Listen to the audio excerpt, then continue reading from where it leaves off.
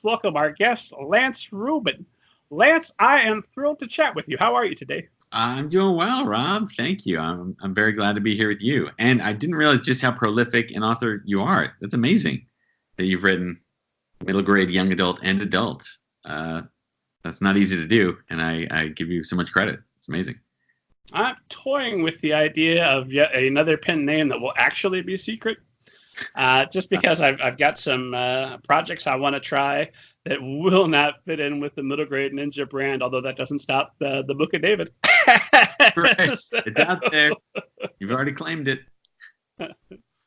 Lance, I always ask people, I'm terrible about summarizing other people's books and other people's biographies. I'll just fumble all through it. So probably the best spot to get started is if you would give esteemed audience a little bit of an overview of your background. Gladly. Hello, esteemed audience. So yes, I've had 2 young adult books published, with a third coming out, is out now. I've had 3 published by the time you're watching this, actually. The first 2 books are called, is the Denton Little series, Denton Little's Death Date and Denton Little Still Not Dead. I'll talk about those in a little bit. The third book's called Crying Laughing. But before I'd written any of those, I actually had been an actor. Since I was a kid, I wanted to be an actor. I acted through middle school, high school, college, came to New York City, started acting in musicals, some TV, some film, did comedy, wrote some sketch comedy, was kind of doing all that stuff, and that was my plan. I was like, I'm going to be an actor. And then my acting career wasn't bringing me much joy.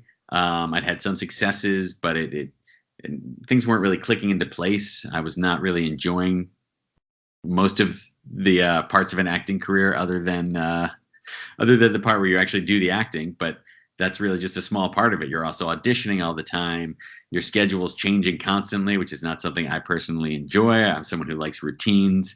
Long story short, I had been kind of dropped by my acting agent and my acting manager in the same month. It was really a bummer. Around that time, I read The Hunger Games and was like, whoa, this is exciting. This is fun. This is a page-turning, exciting experience to read. And I was so desperate for like something creative to do that wasn't just auditioning for things I didn't like, that I read The Hunger Games and I thought, oh, maybe I'll take this idea I've had in my head for a couple of years that I thought I'd write as a screenplay. Maybe let me try and write a young adult novel. And that idea was Denton Little's Death Date, which did become my debut novel. And what that book is about is it takes place in a world where everybody knows the day they're going to die from the day they're born. And the protagonist is Denton Little, who's a 17-year-old whose death date is tomorrow, which happens to be the same day as senior prom. Bummer.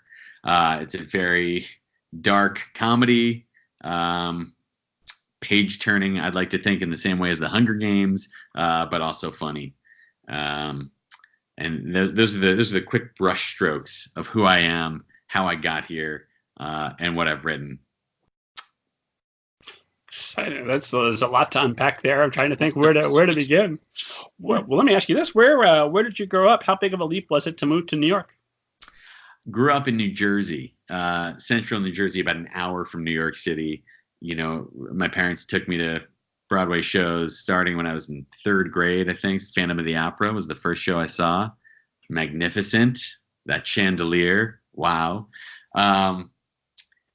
So when it came time to actually move to New York City, it was exciting and like trippy because I'd only kind of visited there, but it wasn't like moving to a brand new world. I'd always gone to New York City a couple times a year, and I was still living about, and still am living about, an hour or so from my parents. So it wasn't a huge leap away from family and everything I knew. So if you failed completely, there was still a food an hour away. Yes. The safety net was not a plane ride away. It was just a quick train ride on New Jersey Transit. And now I'm fascinated. Did you not have inklings of maybe wanting to be a writer prior to reading the Hunger Games? Well, let me tell you, writing was always a part of what I did. Like I was a generally creative kid, but it was often, not always, but often in service of my acting. So it would be writing comedy sketches or writing a musical that maybe I could be in. But then there was, I wrote for the school newspaper in high school, and there was a column that got passed on as students would graduate.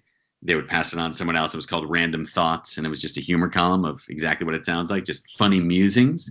So I took on Random Thoughts, I think, when I was a sophomore or junior. So, I forget about that sometimes, but that was huge for me, and I was getting to like write funny things, and they would actually be, published in the school newspaper, and classmates would read them, and when they were like, oh, that was so funny, like that was definitely the beginning of this kind of passion for writing funny things and having people respond to them. So to say I didn't have an inkling of wanting to be a writer isn't true, but in my head it was just always so much like I will be an actor and the writing will kind of be something else I'll do. I always imagined it the same way like Steve Martin released a book and started writing, or Tina Fey, has Bossy Pants. It was like, okay, I'll get my feet wet doing the acting thing, and then I can kind of, write a book if I want to.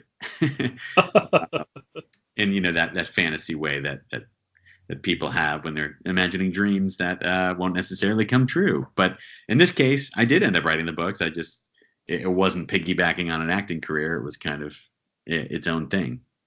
Well, it's funny because I'm actually writing books as a way to break into my acting career. So that's there you go. We're like the yin and yang here of my heart goes out to whoever took over Random Thoughts post you. That's got to be just an impossible job to be the dude after Lance Rubin. That's very kind of you. Well, I can assure you, not all of my Random Thoughts then were very good. As I was reminded, as I looked back at some old newspapers, as my parents were moving 2 years ago, and I was cleaning out like some old stuff, and I was like, okay, some stuff did make me giggle still, but some stuff I was like, that's a miss. That's one bit I remember to give you a sense of the flavor of what was making me laugh at age 16 when I was writing that. Was like, one bit was like, who invented sleep? Like, did cavemen, I think it was written better than this, but it was like, did cavemen must have originally thought that their friends were dying all the time, and then suddenly they realized, no, it's sleep. It was like something like that. Something like that. I think it had a loose punchline construction more than that, but these were the things that were on my mind. Who invented sleep? Who first discovered sleep? There's a old Calvin and Hobbes where Calvin says, who invented milk? Who was the first person that said, I'll drink whatever comes out of that cow? That's the funny version of what I wrote in high school. No, I think the sleep thing is pretty funny too. Yeah, that's right. No, that's a valid question. Like, yeah, who looks at that stuff and is like, this could be good and healthy. I've got a collection of screenplays and a movie I made in high school, and like I can go back and some of the jokes are still really funny. Like, yeah, young me, you had it. And then there's others like, ooh, I hope the internet never finds that. Yeah. I had a lot of growing to do, buddy. Totally. No, there's something beautiful about that, about seeing the seeds of who you now are in that young person, even if they were still like figuring it out, as anybody would be. It's kind of cool to think, oh no, like the same things are making me laugh now. And it was all there. It's just a little more well-honed years later. Yeah, no, there's a few jokes that like, that's funny then, it's funny now. I'll probably be an 80-year-old man looking back like, yeah, that's great. Yeah, you gotta rewrite those and